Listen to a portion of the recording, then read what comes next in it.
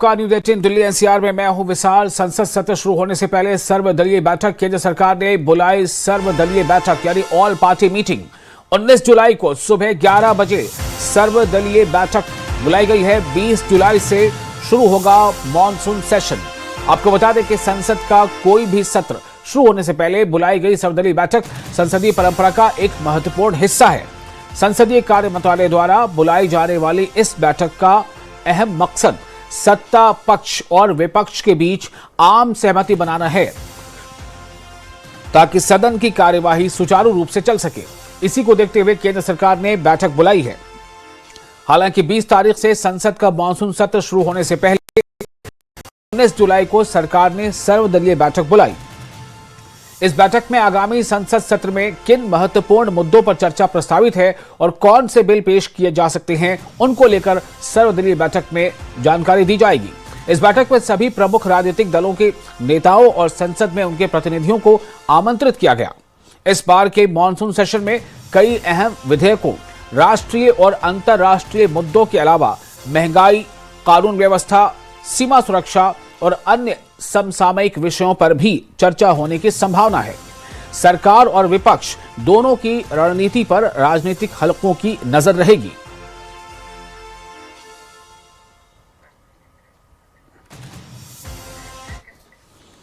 BJP के सांसद संबित पात्रा का बयान दूसरे देशों के राष्ट्राध्यक्ष पीएम को कॉपी कर रहे हैं। राहुल गांधी पीएम मोदी को कॉपी करते तो आज 99 चुनाव नहीं हारने पड़ते, ऐसा संबित पात्रा ने कहा है। दरअसल संबित पात्रा ने पीएम मोदी की तारीफ की है और पीएम मोदी की तारीफ करते करते उन्होंने विपक्षी नेता राहुल गांधी पर जबरदस्त निशाना साधा है। उन्होंने राहुल गांधी पर निशाना साधते हुए क्या कुछ कहा, आपको हम सुनाएंगे। फिलहाल ये बता दें कि उनका ये कहना है कि दूसरे देशों के राष्ट्राध्यक्ष हैं वो कॉपी करते हैं प्रधानमंत्री को, काश विपक्ष के नेता राहुल गांधी भी कॉपी करते।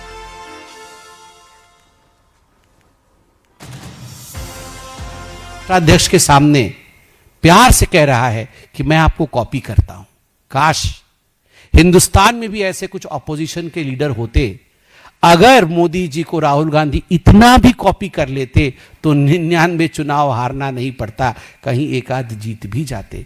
मगर मोदी जी अगर कहें सांस लेना बहुत जरूरी है, राहुल गांधी जाके आइसलैंड में सांस रोक ही लेंगे अपनी।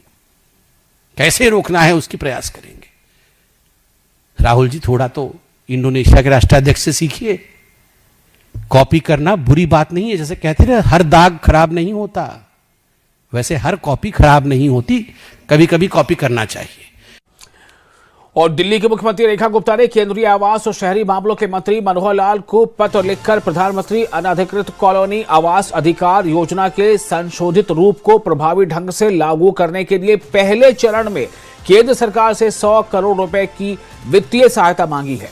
प्रधानमंत्री अनधिकृत कॉलोनी आवास अधिकार योजना केंद्र सरकार की एक खास योजना है जिसका मकसद दिल्ली की अनधिकृत कॉलोनियों में रहने वाले लोगों को कानूनी मालिकाना हक और प्रॉपर्टी ट्रांसफर का अधिकार देना है।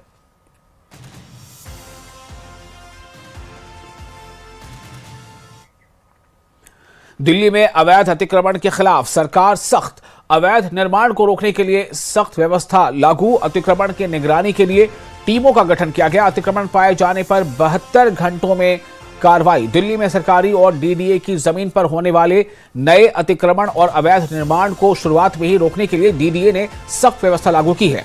डीडीए ने फ्लाइंग स्क्वाड टीमों और क्विक रिस्पांस टीम के लिए नया स्टैंडर्ड ऑपरेटिंग प्रोसीजर यानी एसओपी जारी किया है। डीडीए ने पूरे दिल्ली क्षेत्र में निगरानी के लिए 14 फ्लाइंग स्क्वाड टीमों का गठन किया है। ये टीमें नियमित रूप से अपने अपने क्षेत्रों का निरीक्षण करेंगी और अतिक्रमण पर लगाम लगाएंगी।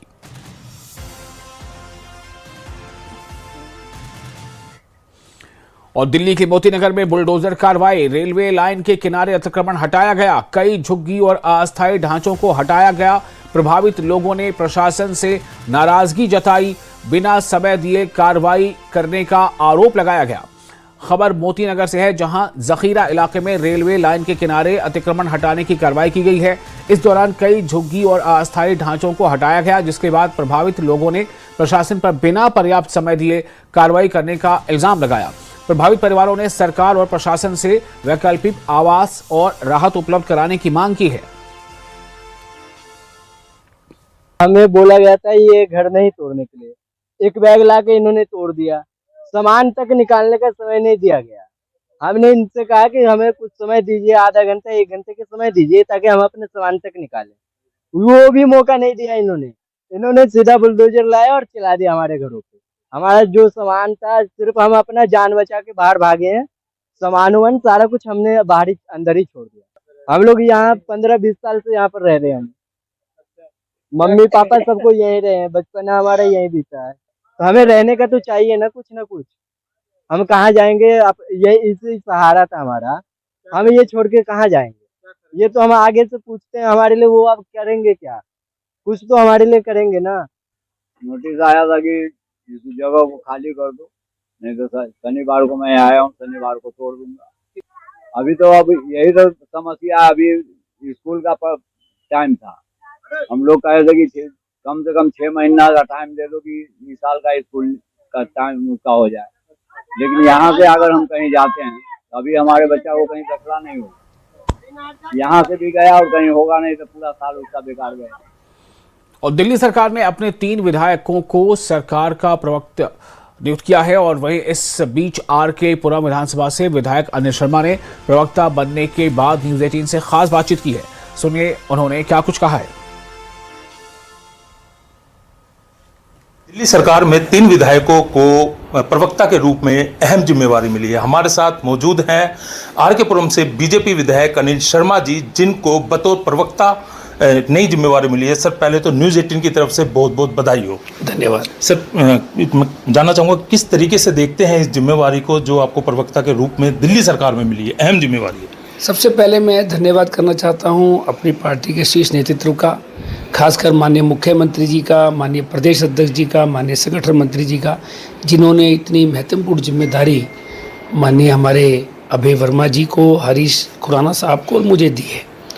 मैं तहे दिल से धन्यवाद भी करता हूं, क्योंकि अब जो भी इश्यूज़, खासकर दिल्ली सरकार जो बहुत अच्छा काम दिल्ली में कर रही है, 1.5 साल में जो 10 साल से 11 साल से रुकी हुई दिल्ली थी, अब वो दिल्ली चलने लगी है।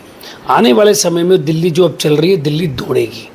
तो वो जो काम दिल्ली सरकार कर रही है, उन कामों को हम ज़्यादा से ज़्यादा लोगों तक पहुंचाने का जो हमारा लगातार प्रयास ऑलरेडी सरकार कर ही रही है, उसको और ज़्यादा कैसे गति दी जाए, वो जनता के बीच में वो सारे मुद्दे कैसे जाएं, उस पर हम भी सरकार की तरफ से जो जो चीज़ें हम कर रहे हैं उसको पहुंचाने का प्रयास करेंगे। साथ ही जो कमियां, जो खासकर अपोजिशन पार्टी अभी कुछ मुद्दे उठाने की कोशिश करती है, जिन्होंने कुछ किया नहीं दिल्ली के लिए 10 साल तक, अब वो आज वो 1.5 साल में चाहते हैं कि दिल्ली का सब कुछ 100% ठीक हो जाए।